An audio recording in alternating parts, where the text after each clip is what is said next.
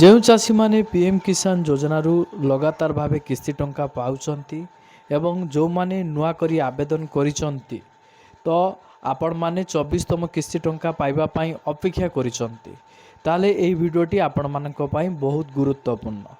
ଆପଣ ଜାଣିଥିବେ କେନ୍ଦ୍ର ସରକାରଙ୍କ ତରଫରୁ ପିଏମ୍ କିଷାନ ଯୋଜନାର ଚାଷୀମାନଙ୍କ ପାଇଁ ନୂଆ ନିୟମ ଲାଗୁ କରାଯାଇଛି।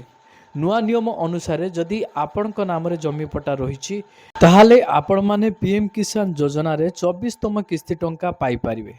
ଏହାକୁ ନେଇ ସରକାରଙ୍କ ତରଫରୁ ନୋଟିସ୍ ଜାରି କରାଯାଇଛି ଚାଷୀମାନଙ୍କ ପାଇଁ। ବର୍ତ୍ତମାନ ପିଏମ୍ କିଷାନ ଯୋଜନାର 24ତମ କିସ୍ତି ଟଙ୍କା ମିଳିବାକୁ ନେଇ ସୋସିଆଲ ମିଡ଼ିଆରେ ଜୋରଦାର ଚର୍ଚ୍ଚା ରହିଥିବା ବେଳେ ସରକାରଙ୍କ ତରଫରୁ ଏକ ନୂଆ ଅପଡେଟ୍ ଚାଷୀମାନଙ୍କ ପାଇଁ ଜାରି କରାଯାଇଛି।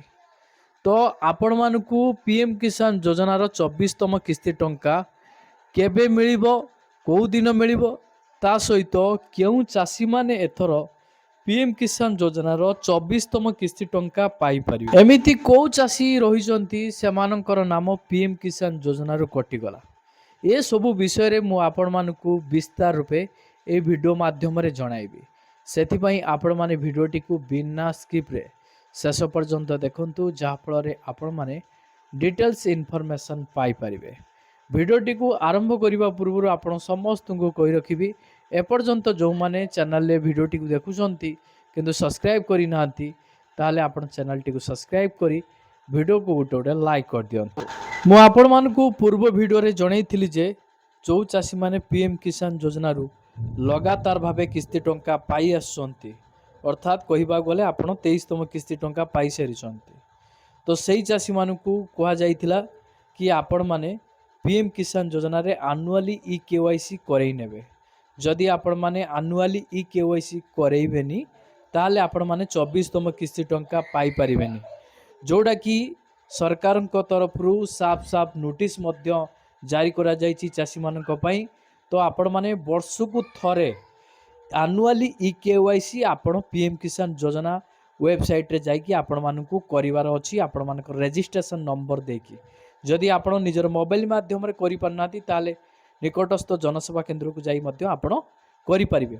ତା ସହିତ ଯେଉଁ ଚାଷୀମାନଙ୍କ ନାମରେ ଜମି ପଟା ରହିଛି ସେମାନେ ଏଗ୍ରିଷ୍ଟାକ୍ ଫାର୍ମର ଆଇଡିଟିକୁ କରିବା ନିହାତି ଦରକାର, କାହିଁକି ନା ସରକାରଙ୍କ ତରଫରୁ ଏହା ବାଧ୍ୟତାମୂଳକ କରାଯାଇଛି। ଆପଣ ଯଦି ଏଗ୍ରିଷ୍ଟାକ୍ ଫାର୍ମର ଆଇଡି ଏପର୍ଯ୍ୟନ୍ତ କରିନାହାନ୍ତି କରେଇ ନିଅନ୍ତୁ, ନଚେତ୍ ଆପଣ ପିଏମ୍ କିଷାନ ଯୋଜନାର 24ତମ କିସ୍ତି ଟଙ୍କା ପାଇପାରିବେନି। ତ ଏହି ଦୁଇଟି କାର୍ଯ୍ୟ ପ୍ରତ୍ୟେକ ଚାଷୀମାନଙ୍କ ପାଇଁ ଗୁରୁତ୍ୱପୂର୍ଣ୍ଣ ରହିଛି। ଯେଉଁମାନେ ପିଏମ୍ କିଷାନ ଯୋଜନାରୁ କିସ୍ତି ଟଙ୍କା ପାଇ ଆସୁଛନ୍ତି ଆଉ ଯେଉଁମାନେ ନୂଆ କରି ଆବେଦନ କରିବା ପାଇଁ ଚାହୁଁଛନ୍ତି ତ ସେମାନଙ୍କ ପାଇଁ ବହୁତ ଗୁରୁତ୍ୱପୂର୍ଣ୍ଣ ରହିଛି। ବର୍ତ୍ତମାନ ଆସନ୍ତୁ ଜାଣିବା ଯେଉଁ ଚାଷୀମାନେ ପିଏମ୍ କିଷାନ ଯୋଜନାରେ ସାମିଲ ହୋଇଛନ୍ତି, ବାର୍ଷିକ 6,000 ଟଙ୍କା ପାଉଛନ୍ତି, ବର୍ଷକୁ ସମାନ 3ଟି କିସ୍ତିରେ 2,000 କରି ବାର୍ଷିକ 6,000 ଟଙ୍କା ପାଉଛନ୍ତି କେନ୍ଦ୍ର ସରକାରଙ୍କ ତରଫରୁ, ସେମାନଙ୍କ ପାଇଁ କ'ଣ ନୂଆ ନୋଟିସ୍ ଜାରି କରାଯାଇଛି। ତ ଆସନ୍ତୁ ସେ ନୋଟିସ୍ ଉପରେ କ'ଣ ସବୁ ସୂଚିତ କରାଯାଇଛି ଚାଷୀମାନଙ୍କ ପାଇଁ, ତ ଆସନ୍ତୁ ତା ଉପରେ ଥରେ ନଜର ପକାଇବା। ଥରେ ଆପଣଙ୍କର ମୋବାଇଲ ସ୍କ୍ରିନ୍ ଉପରେ ନଜର ପକାନ୍ତୁ। ନୋଟିସ୍ରେ ରହିଛି ପିଏମ୍ କିଷାନ ଯୋଜନା କୃଷି ଓ କୃଷକ କଲ୍ୟାଣ ମନ୍ତ୍ରାଳୟ, ଯେଉଁଟାକି କୃଷି ଓ କୃଷକ କଲ୍ୟାଣ ବିଭାଗ ତରଫରୁ ଏ ନୋଟିସ୍ଟି ଚାଷୀମାନଙ୍କ ପାଇଁ ଜାରି କରାଯାଇଛି। ପିଏମ୍ କିଷାନ ଯୋଜନାରେ KYC କରିବା ପଦ୍ଧତି ଏବଂ ପ୍ରକ୍ରିୟା ସଂକ୍ଷିପ୍ତରେ ଚାଷୀମାନଙ୍କୁ ସୂଚିତ କରାଯାଇଛି। ଏଥିରେ ମେନସନ୍ ରହିଛି ପିଏମ୍ କିଷାନ ଯୋଜନାରେ ଦେଶର ଜମିଧାରୀ କୃଷକମାନଙ୍କ ଆର୍ଥିକ ଆବଶ୍ୟକତା ପୂରଣ କରିବା ପାଇଁ ଫେବୃଆରୀ 2019 ଆରମ୍ଭ ହୋଇଥିଲା। ଏହି ଯୋଜନା ଅଧୀନରେ ଡାଇରେକ୍ଟ ବେନିଫିଟ୍ ଟ୍ରାନ୍ସଫର ଅର୍ଥାତ୍ DBT ଜରିଆରେ ଚାଷୀଙ୍କ ଆଧାର ସଂଯୁକ୍ତ ବ୍ୟାଙ୍କ ଆକାଉଣ୍ଟକୁ 3ଟି ସମାନ କିସ୍ତିରେ ବାର୍ଷିକ 6,000 ଟଙ୍କା ପ୍ରଦାନ କରାଯାଏ। ଆପଣ ସମସ୍ତେ ଜାଣିଛନ୍ତି, କିନ୍ତୁ ଏବେ ପିଏମ୍ କିଷାନ ଯୋଜନାରେ ସେହି ଚାଷୀମାନଙ୍କୁ କିସ୍ତି ଟଙ୍କା ମିଳିବ ଯେଉଁମାନେ କେନ୍ଦ୍ର ସରକାରଙ୍କର ନିୟମ ଗୁଡ଼ିକକୁ ପାଳନ କରିବେ। ତ ନୋଟିସ୍ ଅନୁସାରେ ଆପଣମାନେ ନିୟମ ଗୁଡ଼ିକକୁ ପାଳନ କରିବା ଉଚିତ। ନିୟମ ଅନୁସାରେ ଆପଣମାନେ କାର୍ଯ୍ୟ ମଧ୍ୟ କରିବା ନିହାତି ଜରୁରୀ, ତାହା ପୁଣି ସମୟ ମଧ୍ୟରେ। जदि आपण माने एही समय मध्यरे आपण मानकर आनुआली ई केवाईसी एग्रीस्टाक फार्मर आईडी करू नाहांती ताहाले आपण माने पीएम किसान योजना रु वंचित रहिबे। आपण को किस्ती टंका मिलिबनी जहा फଳରେ आपण माने असुविधार सम्मुखीन हेबे। तो ता पूर्वरु आपण माने सतर्क आ सचेतन हबा पाई सरकार एक नोटिस जारी करिसंती चासी मानक पाई। एथिरे नियम लागू करने सहित नियम अनुसार आपण माने केमिति काम करिवे ताहा मध्य सूचित करा जाय। आउ कोन मेंशन रहिछि ई केवाईसी काहेकि आवश्यक। तो प्रत्येक चासी माने ई केवाईसी काहेकि करिवे सरकार मध्य प्रत्येक चासी को सूचित करिसंती।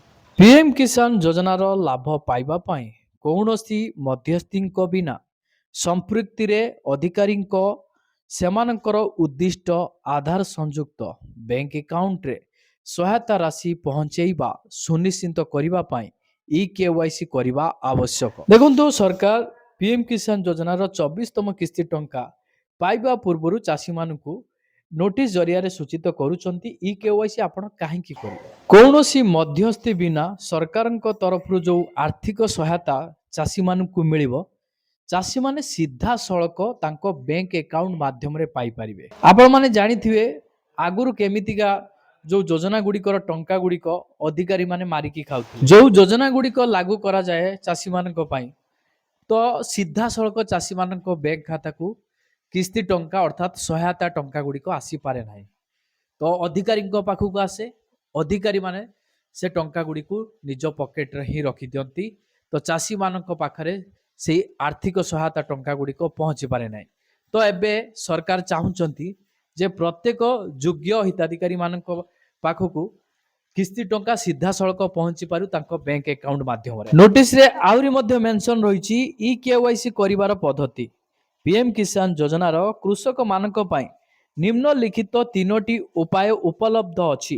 एक नंबर रे ओटीपी आधारित ई केवाईसी अर्थात पीएम किसान पोर्टल एवं मोबाइल ऐप रे उपलब्ध। 2 नंबर रे बायोमेट्रिक आधारित ई केवाईसी अर्थात जनसेवा केंद्र अर्थात सीएससी रे उपलब्ध। 3 नंबर रे फेस ऑथेंटिकेशन आधारित ई केवाईसी अर्थात कृषकଙ୍କ द्वारा बहुल भाबरे व्यवहृत पीएम किसान मोबाइल ऐप रे उपलब्ध। आउरी मध्य मेंशन रहिछि बायोमेट्रिक आधारित ई केवाईसी। एही सुविधा 4 लाख रु अधिक जनसेवा केंद्र को उपलब्ध करा जाइछि जहा द्वारा कृषक मानक द्वारा आखपाख अंचल रे सेवा उपलब्ध हेबो। एथिपाई दिया जाइथिबा पदक्षेप गुड़िक अनुसरण करंतु। 1 नंबर रे आपनक आधार कार्ड एवं आधार लिंक होइथिबा मोबाइल नंबर सह आपनक निकटस्थ जनसेवा केंद्र को जानतु। 2 नंबर रे जनसेवा केंद्र ऑपरेटर आधार आधारित आंगुठी चिन्ह जांच व्यवहार करी बायोमेट्रिक प्रमाणीकरण करिबारे कृषकों को साहाय्य करिवे। नोटिस रे टिप्पणी मध्य मेंशन रहिछि निकटतम सीएससी अवस्थित एही लिंक रे जानि परिबे। जो लिंक टी मेंशन रहिछि से लिंक जरिया रे जनसेवा केंद्र वाला आपण मानकर करेइबे। ई केवाईसी पई धार्य शुल्क 15 टंका अटे। तो एठारे नोटिस रे मध्य मेंशन रहिछि। तापरे नोटिस रे रहिछि फेस ऑथेंटिकेशन माध्यम रे ई केवाईसी चासी भाई माने निज सुविधा अनुसार निज मोबाइल जरिया रे ई केवाईसी मध्य करि परिबे। या हेउची ई केवाईसी करिवार सबुठारु अभिनव एवं सुविधा उपाय। फेस ई केवाईसी आपण केमिति करिवे ताहा मध्य नोटिस रे रहिछि। गूगल प्ले स्टोर रु पीएम किसान मोबाइल ऐप एवं आधार फेस आरडी ऐप डाउनलोड करंतु। ऐप खुलंतु एवं आपनको पीएम किसान पंजीकृत मोबाइल नंबर माध्यम रे लॉगिन करंतु। हिताधिकारी स्थिति पृष्ठा को जाई जांच करंतु। जदि ई केवाईसी स्थिति ना अछि तबे ई केवाईसी ऊपर क्लिक करंतु। तापरे आपनक आधार नंबर प्रवेश करंतु एवं आपनक चेहरा स्कैन करबा को आपनकर सम्मति दियंतु। तापरे सफलतार सह आपनक चेहरा स्कैन करबा परे ई केवाईसी संपूर्ण होइछि बोली जानंतु। टिप्पणी रे रहिछि जे कोनोसी माध्यम रे करा जाइतिबा ई केवाईसी स्थिति 24 घंटा परे हिताधिकारी स्थिति रे प्रतिफलित हेबो। कृषक माने पीएम किसान पोर्टल एवं किसान ई मित्र अर्थात पीएम किसान एआई चैटबॉट रे थिबा ई केवाईसी मॉड्यूल रु मध्य सेमाने स्थिति जानि परिबे।